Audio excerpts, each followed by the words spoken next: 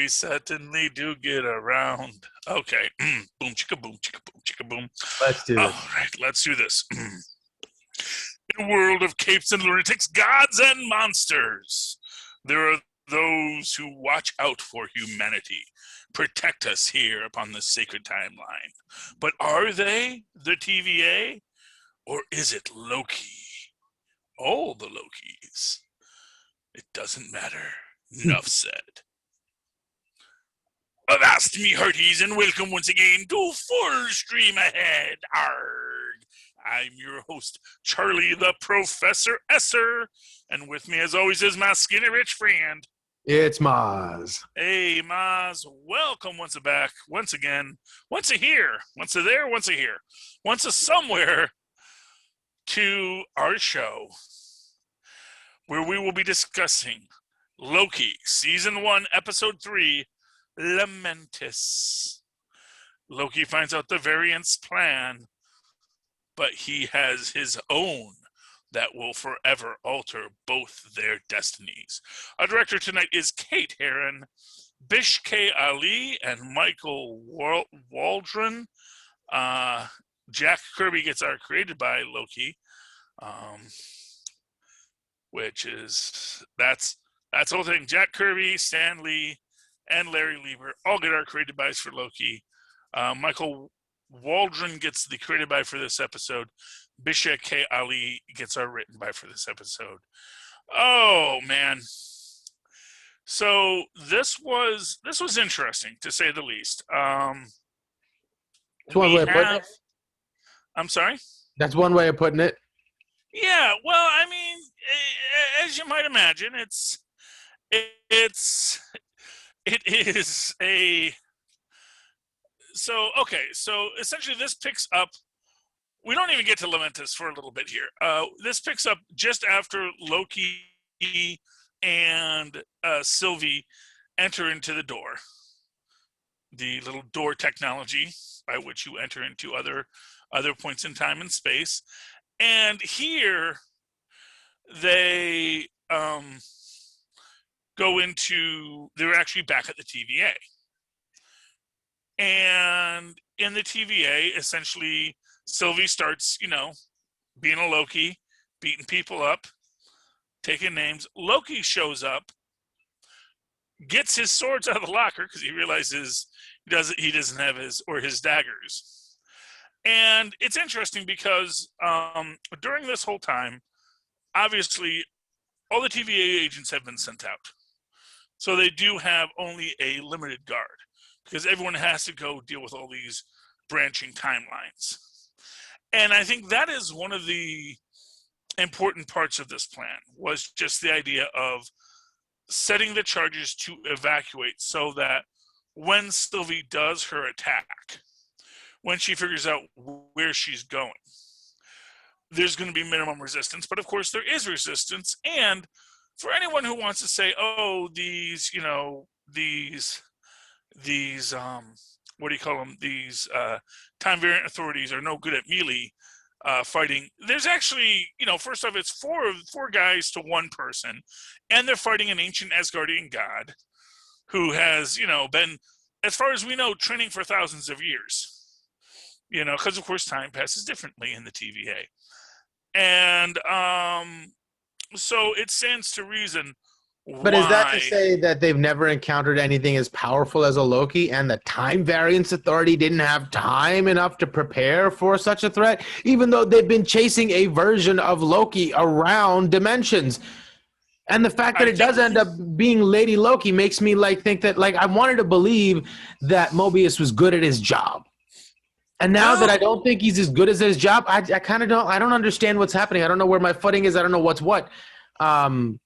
The fact that it was Lady Loki, and that in the beginning, Mobius is chasing Loki around. He's probably encountering that he didn't know it was a lady version of the Loki.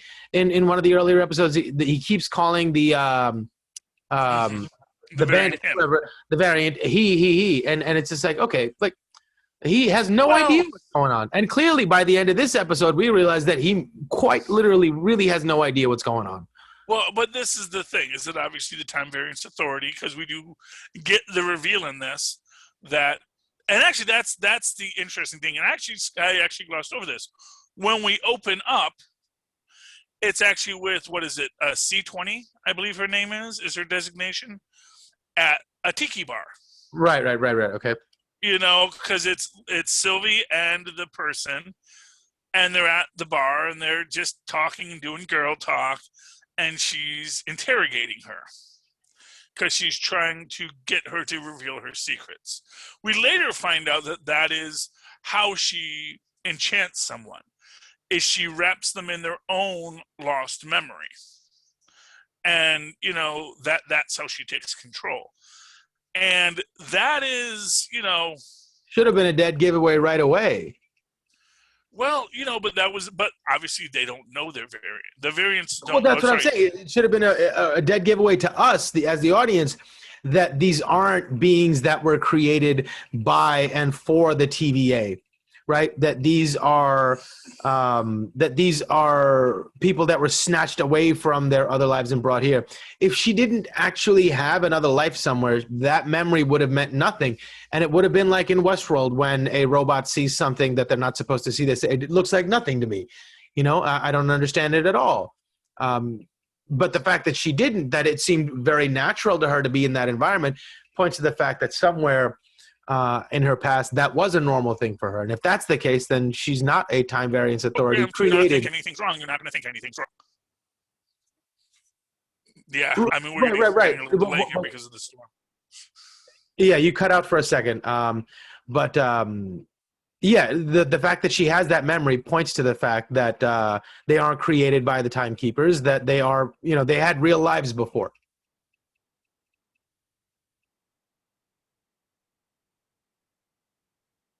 Can you not hear me? Because I can't hear you either. Yeah, I just started hearing. Okay. I can start hearing you now, yeah. Okay, yeah. I know. Are you getting the storm right now? No. No? Oh, we're not getting the storm either. I don't know what's going on. There's a big storm in the area. Huh.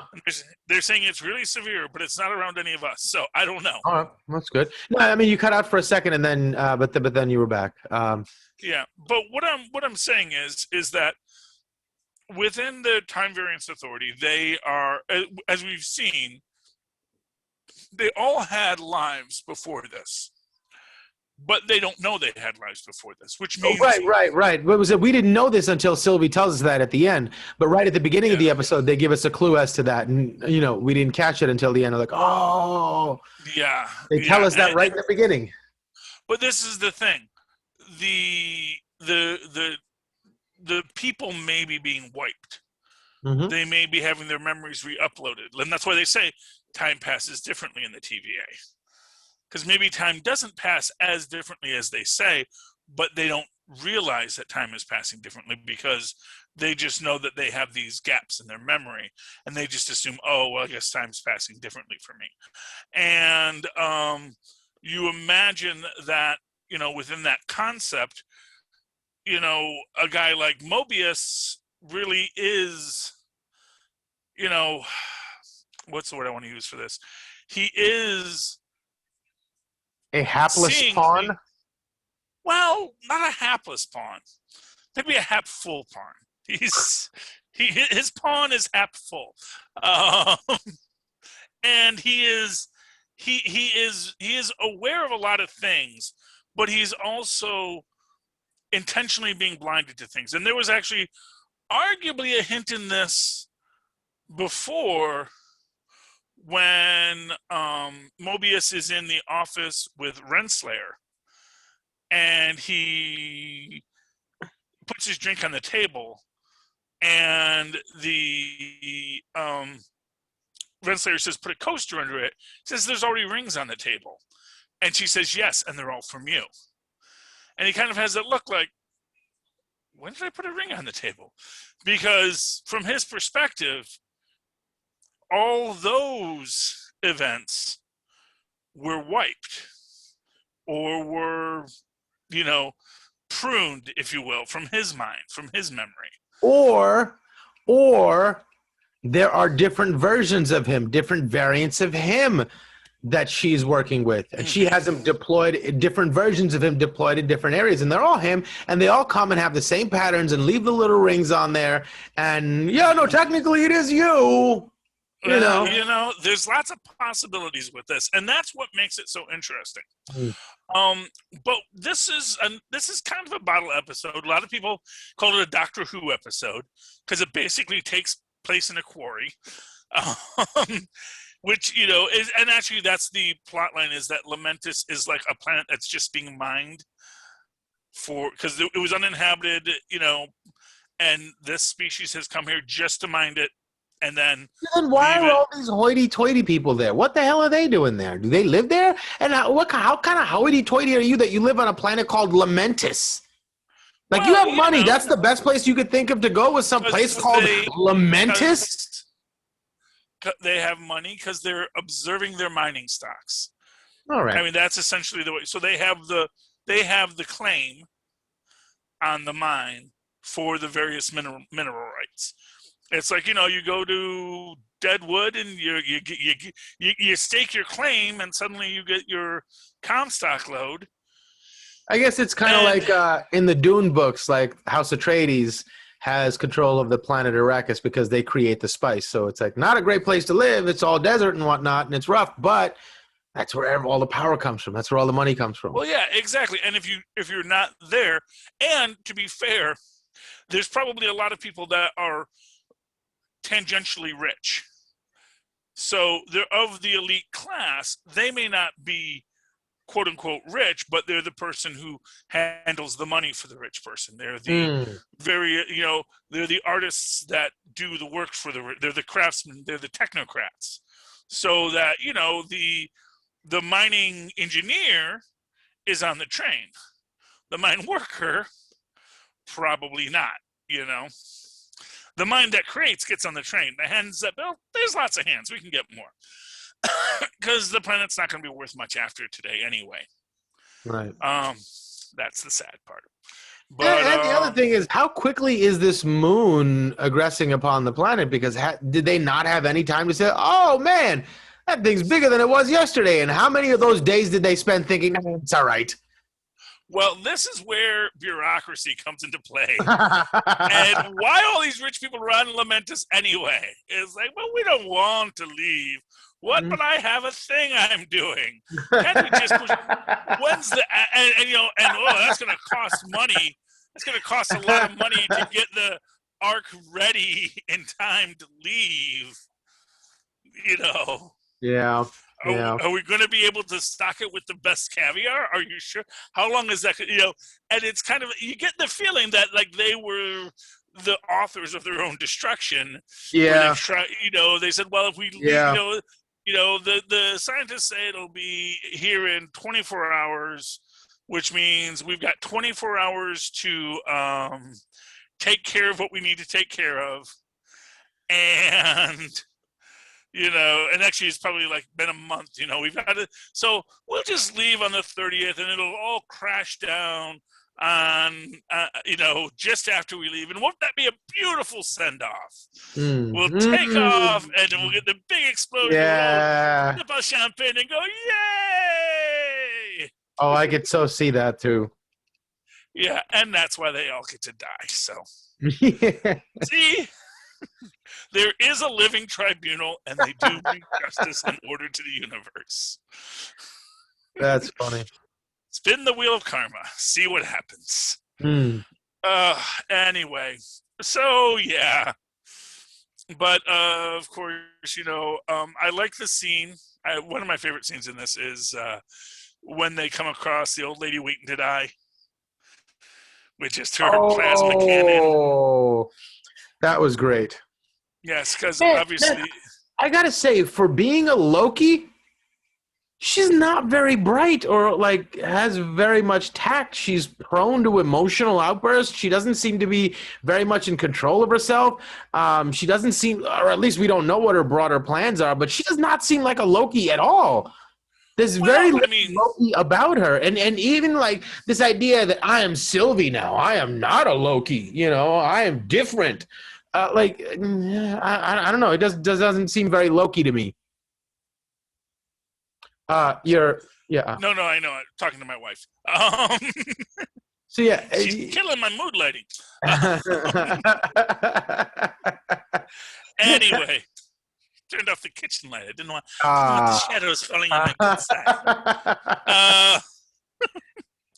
Anyway.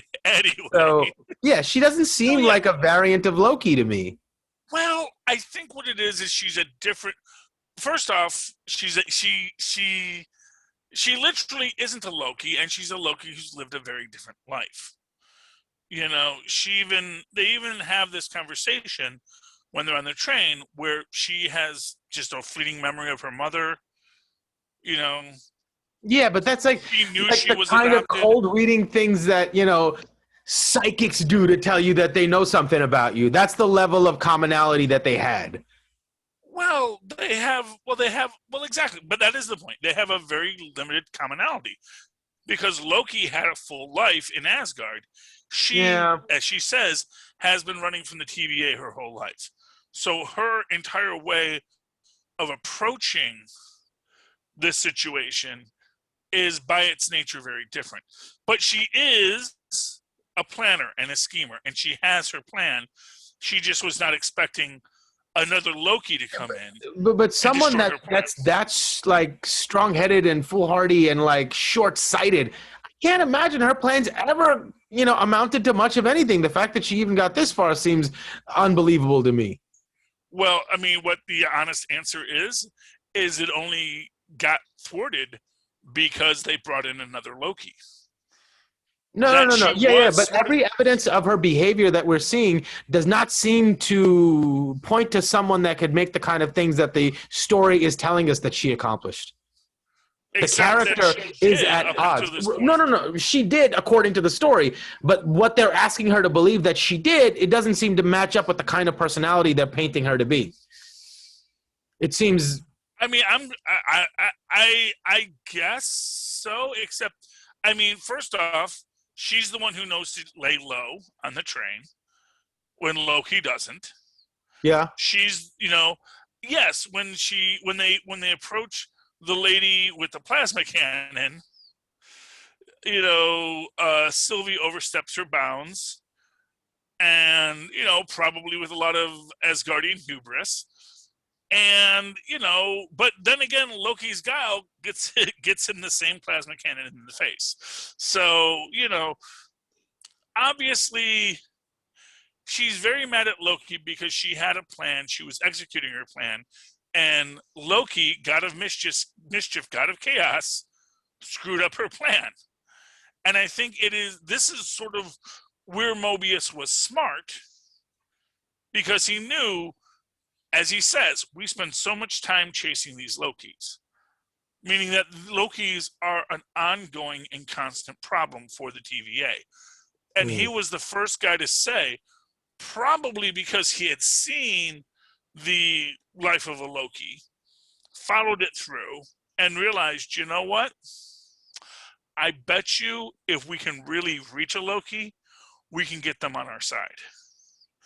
And for what it's worth, taking a Loki from this point in time, when he is still burdened with glorious purpose, when the idea of people shouldn't have to think for themselves, they should follow what my plan is for them.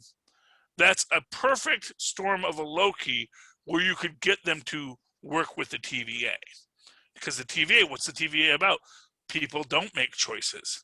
They follow the sacred timeline. And you can be a part of the sacred timeline. And even while he's there, he may be scamming and planning his next step. But even Loki clearly doesn't plan that far ahead. Loki is always improvising. Right. He just wants a good time.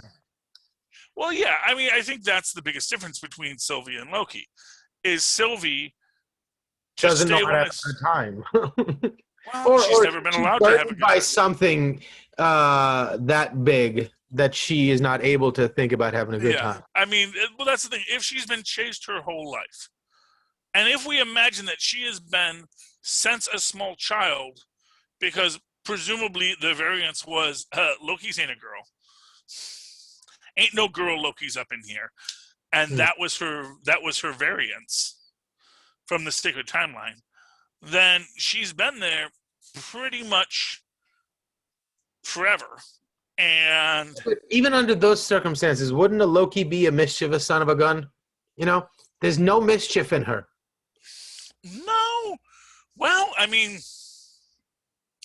if they had been allowed to grow and be mischievous, and maybe she is quite frankly, she is pretty mischievous. She plays the music. She jumps into people's minds. She turns them against themselves. She does a lot of but she never seems to be having a good time doing it. She never enjoys herself. Oh, well, and again, I can't speak to her. Right, no, but you never get the sense that she's always worried, she's always this, she's always that. Because people are trying to prune her from the timeline. Right.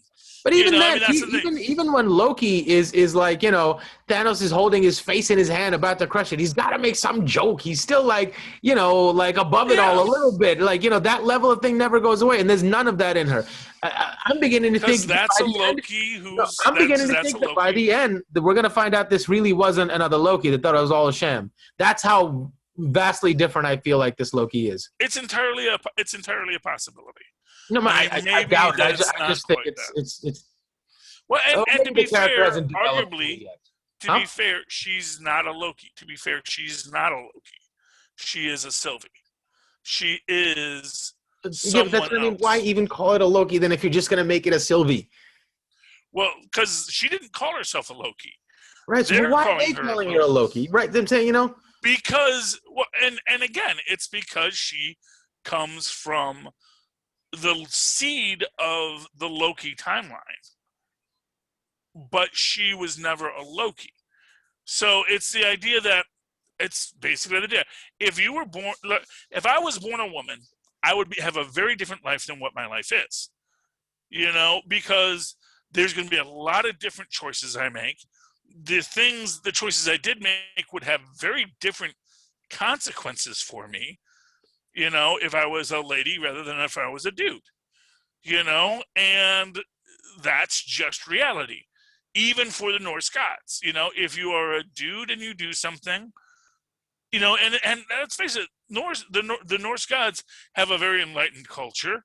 They have you can be a lady warrior, you can do this, but at the same time, they're still an ancient culture. And more to the point, I'm just saying, give me something beyond the horns to make like a little bit of a mirror. Do something, make an effort. It's just like, we'll slap a costume on them and people will just be like, they're the same. I guess, and I guess what you're supposed to take from it is they're both scheming and burdened with glorious purpose. And if there is a deeper connection, maybe that'll evolve in time.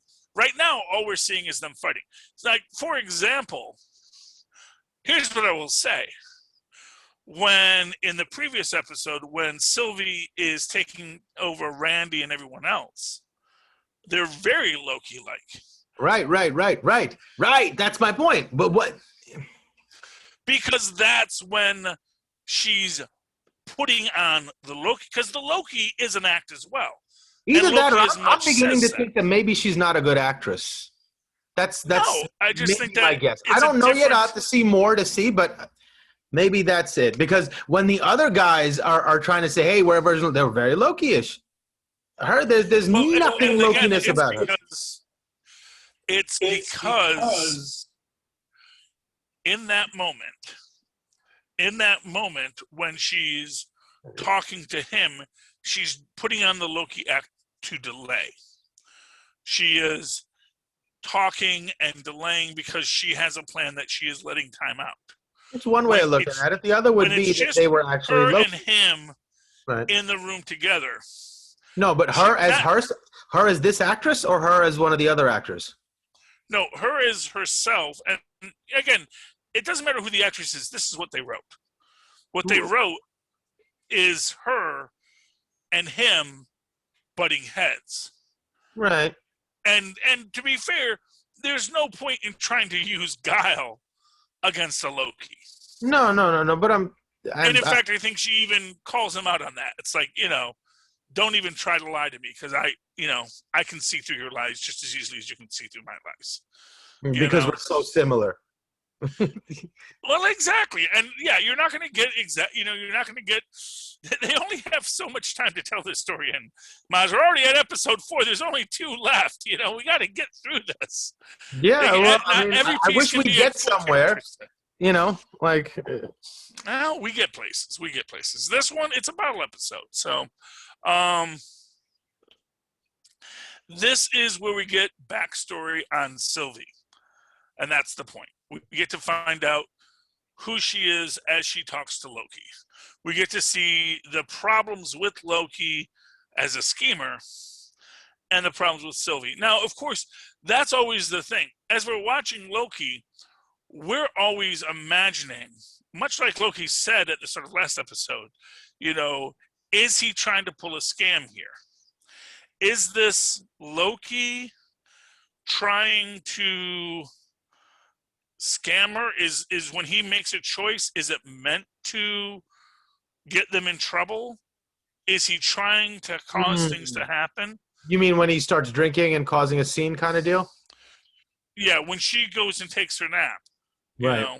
Which is very, it's a, but then again, we don't know how many days she's been staying awake, that's always that thing when it comes to sleeping. It's like, how many days have you been awake? And we don't know for her, because if you think that she's been planning this out for years, she may not have slept in years, because if she's going back to the time we're like, this is the moment. Well, they've got a plan. She's trusting it. And she's trusting Loki to not be an idiot. And that was her first mistake. She was hoping that Loki would be cognizant enough of the danger they're both in, right, to just use a little subtlety and guile here. That's what I'm saying.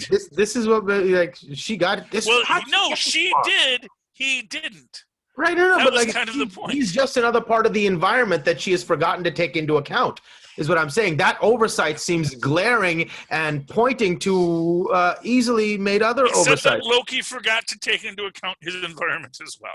No. He's an idiot for sure. I'm not comparing the two. So is she. So there we go. Right. That's what I'm saying. But no. The point is not, you're the one trying to I'm not trying to compare them. I'm just saying that's an idiot. We're not, comparing the merits of the two. I'm simply saying that it's just surprising to me. I don't expect Loki to accomplish anything. He can't help himself. That's his cross to bear.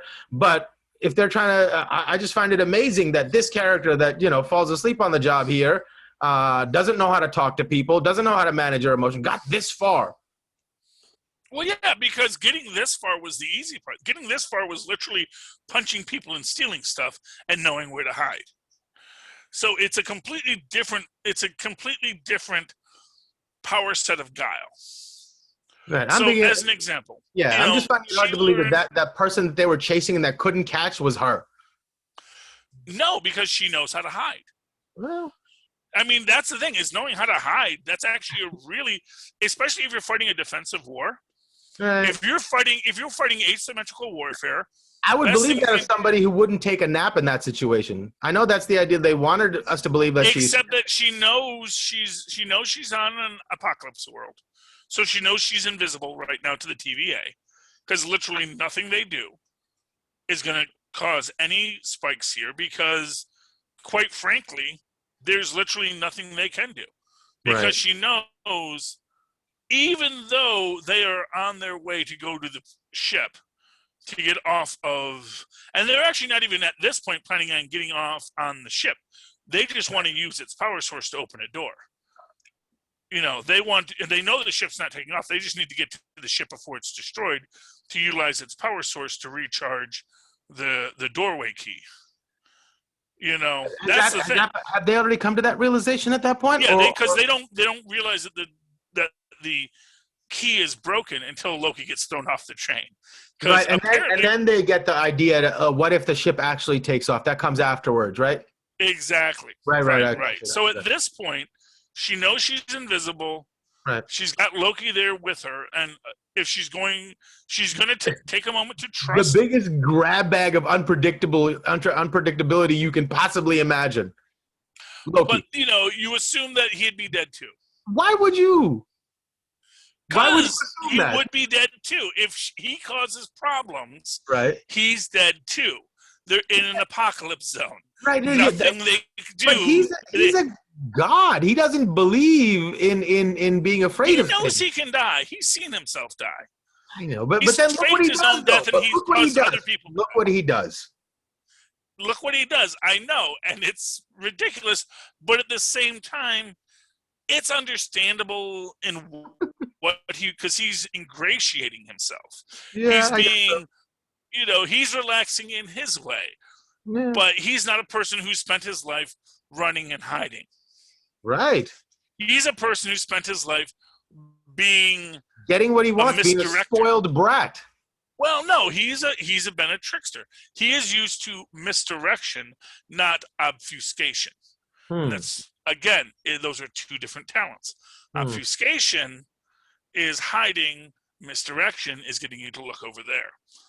And I was, and I'm waiting for, I was actually a little disappointed to find out that when he makes something disappear, it's actually just, between his butt crack. I was actually that he could land on it. It's like, what, you don't put that in a pocket dimension? It's like, no, it's actually still physically on my person. If I get smashed, yeah, that part also seemed awful strange to me. Like, how did was it really just in his pocket the whole time? Really? I mean, well, the idea is that it's somewhere. It's in a place that is so. And here's the idea: magic has a cost. If you're going to make something disappear, it has to go somewhere. Yeah. Where's it going to go? If you could if he could open up a pocket dimension, he could just go into his pocket dimension, but he can't because he's his own pocket dimension. So, I mean, it was a little shocking to basically have the trick revealed. Yeah. But the idea is like that. Like any good magician, it's in a secret pocket. It may be a magical secret pocket, but it's still just a pocket. Right. It still exists in this bit of space time. Things like that are making me go, oh, okay, I should not take very much seriously. It's going to be a goofy show. All right. Well, to be fair, that's how Thanos knew they had the Tesseract. Because even though it was in Loki's magic pocket, it was still within that space. So the Power Stone told him the Tesseract is here. It's hidden, but it's here. Or the person who's casting the spell that's keeping it hidden is here. I mean, depending on how the story goes. I mean, if we really were motivated to, I'm sure we could find some sort of janky way to say that it holds up on this. But yeah, I'm just gonna have to go with it. I think we're gonna get a lot more of this goofy stuff. Keep going forward. Yeah, well, I mean, it's a show about magic. Magic's goofy. If magic made sense, they wouldn't call it magic. Nah, but I think they paid more attention to details in WandaVision than they did here, and it should have been way goofier than this was, but it wasn't. I don't know. Like I said, I think to me it's just like any other magic. It is all misdirection. Yeah, and it's intended to be. I hope that's what this episode is, because it definitely was a drastic departure from everything they'd done beforehand. Mm-hmm. Well, and I think that's what we're supposed to get from it. And I think there's more excitement to come in the near future. Anyway, is there anything else you want to talk about for this episode? Let's see. How did this one end? Where did we leave off on this one? Well, this one ends with a really great fight as they're trying to get to the ship. Because they figure maybe if they get to the ship, they can get on the ship, they can get off the world. And I like that idea. That idea seemed interesting to me. That was the best idea they had. Because, especially since, Well, no, because if they do get the ship to work and they start getting it off, the implications of that will immediately send this to the Red Line, and somebody will have to send somebody, right? Exactly. And then they would get rid of him. Mm-hmm. Or that caught. is the idea. Yeah, one or the other, depending on how you slice it. Right. But that is the idea, and that is what they could do, and it would be great. But as it turns out, they're too late, and ironically, probably too late, especially because Loki got thrown off the train. Yes. If they had just minded their business, yeah, all they had to do. But then the story won't happen, Mozz. Yeah, no. But then Loki wouldn't be Loki, and that's what you expect of him. That is a fair argument, without a doubt. And I think it also speaks to like this arrogance of being a god, right? Like he really buys into that, right? That means something to him. That's not just something he says. He conducts himself in that regal manner, like, of course I should get everything I want. I'm a god. And he's incredulous when he doesn't get it. And like, for somebody that's what you expect someone like that to behave, right? So that shows like Rick and Morty, Mozz? Yes, I do. All right, I saw the first 2 seasons. I haven't seen the last 2. Oh, so you didn't see last Sunday's episode? No, I haven't. It's a particularly timely episode. Oh. Especially in the sense that it, in its own way, deals with variance and the idea of, Rick thinking he is a god, and that maybe he too is just a variant. So it really ties beautifully into it, especially in the idea of Loki struggling with that idea of he really wants to be a god, and he is a god. People call him a god, but what does it mean to even be a god? And it's all like what he said somewhere in the first episode was very interesting when he's asking him, do you enjoy hurting people? He goes, no, it's all an illusion, right? It's all a facade.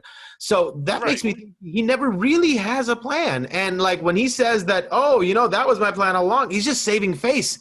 And he's constantly in this thing where he's jumping from lily pad to lily pad of excuses, right? Oh, yeah, of course I meant to do that. But then like part of him like, yeah, sure. He doesn't care enough about any plan to really see it through. He just wants people to think that he has a plan so that he can mess with them. And then if it doesn't, I just wanted to mess with you. That's really my plan.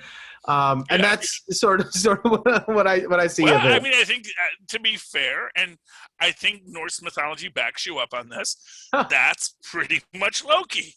That's who he is. Yeah, I don't think he ever has a plan. I don't think he ever plans to. I think he because of that sentiment. Like he's not scheming too far ahead. He's just scheming to mess with people. But I think he really likes Mobius. Like he really wants to help him. He really wants to be his friend. Like he genuinely likes him. Yeah, I think that's adorable. Loki wants connections. And I think in her own way, Sylvie wants connections. Sylvie just never has had except for her fling with Stanley, has never had. Oh, right. That was cool. That was, she's maintained a long-distance relationship with the Postman all these years. And in my brain, that's Willie Lumpkin.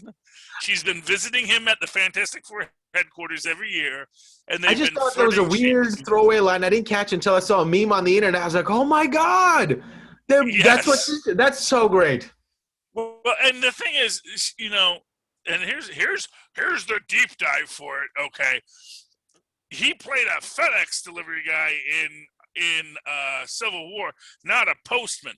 The postman was in the 90s Fantastic Four, which shows you that that's another multiversal reference, because that's a variant in which the Fantastic Four are the superheroes in that universe. And she's been maintaining this relationship with this variant postman left over from the FF universe. That's my canon. It is head canon all the way. And that is no other way to think of it, that she and Willie Lumpkin, played by the great Stan the Man Lee, that is her ongoing long-term relationship. They're can never quite connect, but they're soulmates. They're soulmates. Okay. On that note, Mozz, if anyone has liked these Loki shows, if anyone wants to talk to you about these Loki shows, or anything else, because Loki's are going to end. We got to pick a new show soon. How can they find you, and how can they recommend something or talk to you? Oh, they can email me at mozzmanzoor@gmail.com or find me on Facebook under Mozz Manzoor. That's MOZZMANZOOR. Alrighty then. And of course, you can always write to me in that old-fashioned email way, where mothers and fathers once did, at superconnectivityblog@gmail.com. That's superconnectivity all one word. Sorry, superconnectivityblog all one word @gmail.com. Of course, follow me on Twitter as I live tweet, which I haven't recently because I keep on forgetting or I fall asleep or something else happens. Legends of Tomorrow, Sunday nights, at Charlie Esser. That's CHARLIE. SSER. Look for the 2 E's in the middle. For quality. Bing. Thank you, Mozz. All right, ladies and gentlemen, you have listened to another episode where we have plumbed the depths of the sacred and ill-sacred timeline. Join us again next week when we once again say, enough said. All right, you filthy landlubbers. You have endured another night on the stormy seas of the internets with me and the Mozz Master. Come again next week as we once again sail full stream ahead. Arr. Always fun. I was thinking about the Time Variance Authority, and like, you could, one way to look at them is that they're pruning a bonsai tree. The other way to look at it is like an island of Dr. Moreau, freaky genetic scientists seeking to control evolution, so like, yeah, that's it. I see more of that. I think what it is, I think they think of themselves as the bonsai pruner, or the topiary gardener. Or rather, they have convinced their staff that that's what they are. Well, or whoever they are. That's the mystery for next episode, my friend, is what will it be next? What is it? Is it going to be what is behind the curtain, as they say? Is it Oz the Great and Terrible, or is it simply a humbug? I hope Mobius King the Conqueror. Yeah. I just hope Mobius gets to stick around past the show. Yeah. Yeah. Well, here's what I'll say, because I've already seen the next episode. Oh, he dies? No. Well. Oh, Jesus Christ. No. Let me say this. As far as we know, no. Oh, my God. I can't wait to watch. If you watch the whole episode, was that what okay. Is it all just misdirection? That's the thing. So watch the episode. It's really good. We get a welcome back to a long-suffering someone that Lilith Hellfire said would never be welcome back because she thinks Marvel Studios is high school, and if Kevin Feige doesn't like you, you're not welcome back. No, actually, she's back. She's working, and we are very glad to have her. So I can't wait to see who this is now. Yeah, it's fun. It's fun. Yeah, Lilith likes to talk, and I'm gonna. Yeah, they can hear all this eventually. Lilith likes to talk a big game about. Oh no, let me tell you, I know. She does have connections. She knows things. She knows people. Right. But sometimes she likes, like Loki, will just say, she likes to. I am a god. Don't you understand? I love you, Lilith. If you ever hear this, yeah. See, that's how I want. That's how I want to see a Lady Loki acting. Yes, Lilith would be a great Lady Loki. You would love Lilith as Lady Loki. There we go. Yeah. No, in any case. Anyway. Well, let's check out. I'm going to check out this new episode. I want to see who this person is. Yeah, you watch it, you enjoy it, and you tell me what you think of it. Right on. And then check the credits, and maybe I'm completely wrong, and they got a completely different person to play that person that I thought was this person. So interesting. Because Okay. I was watching it on my phone today. Uh-huh. On my lunch break with my earpiece as I was working at the same time because I worked during my lunch, because that's how much I believe in capitalism. And so maybe it wasn't who I thought it was, but I'm pretty sure it was who I thought it was, and that was pretty cool. All right. And also, I love that they referenced something that's not from the comics or the movies. It's actually just classic Norse mythology, so I like that. All right. I will talk to you later, Mozz. Right. And have a good night, man. Have a good night. Talk to you soon. Bye. Stop.